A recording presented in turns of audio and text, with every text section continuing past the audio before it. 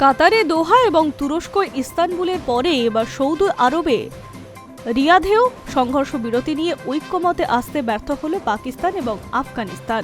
সংবাদ সংস্থা সূত্রে খবর, সৌদি আরবে আয়োজিত দ্বিপাক্ষিক শান্তি বৈঠকেও কোনো অগ্রগতি হয়নি।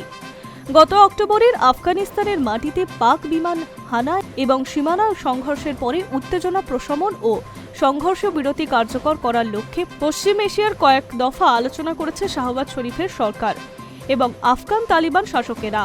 সূত্রের খবর, সেখানে পাকিস্তানের তরফে আফগানিস্তানের মাটিতে সক্রিয় তেহরিকে তালিবান পাকিস্তান সহ বিভিন্ন জঙ্গি গোষ্ঠীর উপর নজরদারি চালানোর দাবি তোলা হয়। পাশাপাশি আফগানিস্তানের তালিবান শাসকদের কাছে টিটিপির বিরুদ্ধে পদক্ষেপের দাবি তোলে পাকিস্তান।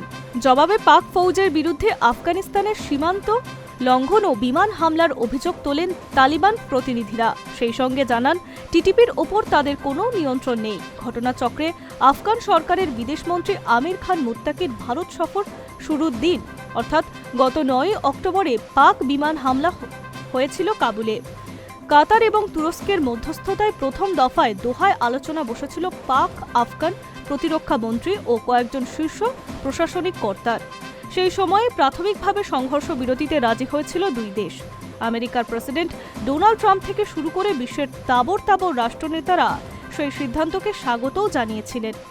কথা ছিল এই শান্তি আলোচনা পর্ব আরও এগিয়ে নিয়ে যাওয়া হবে, কিন্তু পরে দুই দফায় ইস্তানবুলের বৈঠকে কোনো ঐক্যমত হয়নি দুই তরফের। সৌদি আরবও বজায় রইল সেই ধারায়। High News network.